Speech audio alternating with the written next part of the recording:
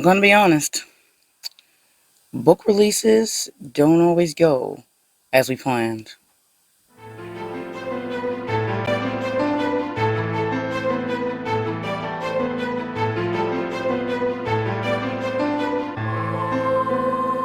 Hello everyone, author DL Tillery here, the Mistress of Horror. Welcome back to my channel. Before we get started, bet you press that subscribe button and ring that bell so you know when I'm uploading new videos. Welcome to the writer's blog for February 2025. I did get to record a few things outside of the writer's vlog to do with the Gothic Hearts reading challenge that I'll be talking a little bit about later in the video, that I am a part of again this year, which I enjoy every single year. We have quite a many activities this time around for the Gothic Hearts reading challenge, so those videos will be individually done. At least that's the plan. I may put some together because some videos may not be as long, but again, I'll jump into that later in this vlog. What I did want to start off with out the gate is my book launch, and I'm going to be transparent on this. It did not go as I wish it had. I decided to change up how I published to check out and see if that would be better for me. And so far, I would say it is not better for me. I did try draft to digital this time around for my ebook release so that the ebook could have wider reach, because draft to digital does offer wider distribution than Amazon. That being said, I wanted it to be different places to gather a bigger possible audience for people who don't necessarily shop on Amazon, because everyone doesn't. So I did do draft to digital for the ebook, and I couldn't really get behind doing the paperback for draft to digital, so that is still exclusively available on Amazon as a paperback and hardback. But choosing to do draft to digital didn't seem to add any pluses, I would say, to my release. And that's after, I think I'm in the second month of the release, as I released the book on December 5th, and we are now past the February 5th mark, which would mark 2 months of it releasing. The sales are not that great because I don't have money behind the marketing. I just don't have the funds. That's just being honest and transparent about it. I did do a Kickstarter, as you are well aware. That's pretty much put about 20 something copies in other people's hands before the book released to the public through Amazon or Draft to Digital. I messed up this book launch, I would say, because I didn't have my art team together for this one. But in my defense, because that is part of my book release plan, I always do a beta run. I always do a beta run after I do my alpha run, and all the other bells and whistles that you do before you release a book. I did all those things, but I did not do the ARC team this time. And the reason why I didn't do the ARC team this time, because the way my timing was with the release of the book from when the beta run happened. It was at least almost a year and a half to 2 years after the beta run that I released the book. Granted, nothing was changed after the final professional edit, but it was to do with the release and money things behind it like that. So the release happened such a distance that I didn't really get to work in my art team. I could have, but it probably would have worked better if I had had something like story origin, let's say. But I did not, because again, it was another bill that I couldn't add on at the time, though I will hopefully be able to get them this year. That being said, with the Kickstarter, I was able to get Book Funnel, which I utilize to send out ebook copies of my books for giveaways and for the people who were a part of the Kickstarter to get the digital works. Now, the Kickstarter also was, all the money went to producing the book for the people of the Kickstarter. I didn't make any money from it. for like, oh, you made money. No, I worked, but I didn't make any money. So all the money went back into the project, of course, which that's the point. But I'm sure some authors are at the point where they are actually making money through Kickstarter. Obviously, that's not me, but all the money did go back into the project to produce the book and the products to give to the people of the Kickstarter. And I was able to, what the point of the Kickstarter was to back the release of Caliostro, which it did help the release of Caliostro, but I did not produce enough funds from the Kickstarter, obviously, to back the marketing for Caliostro. That did not happen. It also was a small Kickstarter, but I am still proud that it was able to fund, considering it was a small Kickstarter nonetheless, because getting a Kickstarter to fund is still not an easy task. That being said, the reason why I don't feel that Draft to Digital helped the launch really or made any big difference, I possibly would have been better off if I had just released it through Amazon. Or at least released the ebook through Amazon as well on its own and turned Amazon off for Draft to Digital to release to the platform. I wanted to try that out. This might not have been the best time to do that, but like it locks you off from doing certain things from Amazon that they offer, like KU, for instance, which Kindle Unlimited could really help your book sales in a lot of ways because people have Kindle Unlimited because they have Prime, and that could get them to get a copy of your book. You still make money, but it's pages, pages read. You get paid through pages read, which for a book that's 400 and something pages, well, printed, about over 200 and something pages, if they read those, I still would make probably more money than I would make if they just bought the book right out, ebook wise, and or paperback. Because we don't make much money on books, rather ebook and or paperback, depending on the price of those things, of course. But back on point before I get onto something else, I feel like I probably should have just published through Amazon once again. And yes, Amazon is a bit of on a list right now of some boycotts, and that's a whole nother conversation. But I did want to, again, have it available to people who use Apple Books, which is a competitor for Amazon, and Google Play, and Kobo, and a whole bunch of other places. Like, I have it published a lot of places, but I have yet to get a sale from any of those locations. My ebooks that have sold were through Amazon still. So, like, was there any point to that? That's the kind of the thing. It's kind of hindering me a little bit because, again, I can't use Kindle Unlimited for, like, when I do,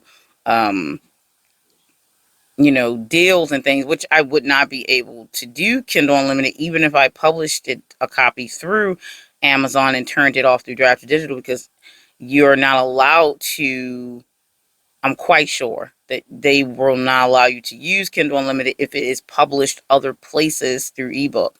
So that would be out if I decided to have it published other places. I feel that it's not that it's a negative that I published through Draft to Digital. It's just that it did not work out for me for this particular book. The sales aren't the best, but again, I didn't expect them to be because I am still a new author. Also, I don't have the money behind the marketing. Even though I understand the marketing, even though I have different avenues that I have learned and researched, it doesn't always make a difference without money behind it. You're going to be limited to finding other ways to get your book to move if you don't have any money behind it. Money talks, and you know what walks. So that's a reality. And yes, there are going to be outliers that manage to find a way for the book to move like crazy without having a lot of funds behind it. But that is not the rule. That would be the exception. So the general is the rule. So I knew that going in. I'm very much of a realist. So it's not like I thought that, oh, just because I have a great cover, just because, as far as I'm concerned, I have a great book and story and description and things like that, that did not mean that the book would sell. That's not how that works. But I don't want this to run on super long, but it's probably going to be a little bit longer than my usual writer's vlogs. But yeah, so it's a hard pill to swallow sometimes as a author because you work very hard. A lot of us work very, very hard on our books. We put a lot of money behind our books. I did spend a lot of money behind Caliostro. Um, but will I see the return on it? Probably not. I knew that going in, but it's the reality of what people are willing to pay for books, and that's just the truth. Okay, I think the respect for books, and this is real talk. I think the respect for books has always been kind of like a back and forth, very volatile type of situation because all the blood, sweat, and tears that go into creating a book, all of the time, of the when you really take this serious, when the money that you put in behind it, I'm talking about editors. When you're a self-published author, when you're talking about editors, you're talking about the book cover, especially if you don't design them yourself, the formatter, just different things. If you do have some money for marketing, that doesn't mean it's going to be a big turnaround just because you have some money for marketing. So that's also a thing. The price that you have to put on your book is just ridiculous, but also understandable because of what it is and what people are willing to pay for it. But I just have to say this one thing on it, and I'll digress. To have the price be, oh, you're not a big name author, so trying to sell your ebook higher than $2.99 is going to be a hard sell. The ridiculousness, the ridiculousness of that factor is just, which I get. The prices are what they are. People are acceptable to the prices that they are. But even when an author has their book price at 99 cents, people are still like, I don't know. Let me think on this. Like, you know what I mean? So it's really discerning because of the process of everything you go through to create this, your books, and you're doing it because you want people to read your stories. But you know what I mean? That I could go on and on about this, and my camera is not going to allow me to. So I would just leave it at that. It's a little annoying, I would say sometimes. It's okay to be honest about this. It's not like you expect everybody to read your book because also you have your audience of what genre you write. But that's not what I'm talking about. I mean, across the board of what people expect maybe to pay for books. And you're like, the concept of it is ridiculous in itself because of all the work that goes into writing and producing a book. And people are snubbing if it's over $2.99 for the ebook. Now, if we get into the paperback, it's even more so. And in some cases, we can't charge any less, in some, depending on the platform we're on, because like Amazon, I can't really charge anything under $10 and something for my paperback. I don't have a choice because they have to print it, and they're not going to allow me to go any lower than that. So if someone comes along and be like, well, that's too much for the book, it's literally nothing I can do, because if the book is over 400 something pages, they are going to charge me for the printing of the book, and I'm not going to make any money. If my book was charged at the exact price bracket stop that Amazon allows, I make nothing. So if the little bit that I made it, I think I made the book currently sitting at $10.99. I think I literally make about a quarter or so per paperback that's sold. So if someone comes along and they're like $10.99, that's a bit much for it. What you think I feel? Because I'm getting like a quarter for the book that I took all that time to make. You know what I mean? So it's just, I think the respect that, or the thought that goes behind the purchasers of books, it's just not there. Like, it's to a grand. There are, of course, book lovers that will pay the money for a book. Like, I pay money for books, okay? I get hardback, special edition, sprayed edge books and stuff, but I'm a adamant book lover. Not everybody's like that. But it's a reality for us self-published authors that, people expect us to almost give our books to you for free forever. And, people say, well, it's not true, but it is, though. If you can get it free, you freaking will. I mean, who wouldn't, right? But I think when you are a author, you can probably think a little past that and think more of all the things that go into making the book. So when you purchase a book, you may think about it differently. Yes, Kindle Unlimited, the author still makes money because the people read the books, as long as they read the book, of course, but they read the pages, you get paid for the pages. You know what I mean? I don't know. It's just food for thought as an author. Anyway, I am very proud of Caliostro. I went through a lot to get it published. I put a good amount of money behind the book. I am doing the best I can with the marketing. I have a lot of knowledge about marketing a book and trying to get it out there to people thanks to Dale L. Roberts' information. But again, I have to wait till I have some more funds. But I'm going to keep advertising and pushing it. And it's on sale right now for 99 cents for the ebook. You can get it everywhere. I have the link in my description. And you can get the paperback or hardback if you're interested in that. And the hardback and paperback are available on Amazon. The paperback is currently on sale for $10.99, and the hardback is $17.55, I believe. Can't go any lower than that, unfortunately. um, but yeah, there it is. That's what I've been dealing with Caliostro so far. We're only 2 months in, so it is what it is. It did move up a little bit on the list for people to find it because that's really hard on Amazon. I did do some Amazon ads, but I didn't have a lot of money to put behind it. And honestly, if you don't, then I'm not going to say this, but it can be a waste unless you're just doing research. I didn't have $10, $15, or $20 a day to spend on Amazon ads to push it up higher, to get more impressions and things like that. I didn't. I had the bare line, which is like $5 a day, which means I can't run it for that long, because I just don't have the funds to put towards that. My funds are accountable for other things, you know. So I did search. I did do like the keywords. I have Publisher Rocket. I'm not joking. I am taking this serious. I am putting money where I can into different things, but it's still hard for us out here who don't have expendable funds. So anyway, that's the Caliostro portion. The other thing I want to talk about for the writer's blog is what I've been working on with the Gothic Hearts Reading Challenge. It's going very well. We are still at the very first week, going into the second week. I did complete, I think, 3 of the tasks on the 8-task list.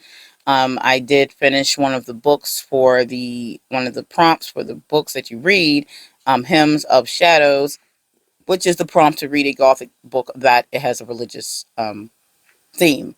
I read a short story in the Brothers Grimm, which I have a book review for that one, for that part of the Gothic Hearts Reading Challenge that will be coming up soon. I also did finish my mood board, which I will be doing a video along with the letters. So I'm going to do the mood board and the writing the Victorian letters to your friends. I'm writing a letter individual to each one of my co-host and host for the Gothic Hearts Reading Challenge. And I'm using my quill and ink for that, and of course my seal. So I've actually finished and completed 2 of the letters. I still have 2 more letters to do. My hands get tired because I don't write with the quill too often, but my cursive is very illegible, though I'm still going to do a print written version of the letter just in case some people can't necessarily read everyone's cursive handwriting. I also wanted to do a video where I read the letters on the video, so I'm putting that together with the mood board portion of the video. So that's going to be a video together which covers 2 of the prompts, and then I will have a video for the visiting a Gothic place.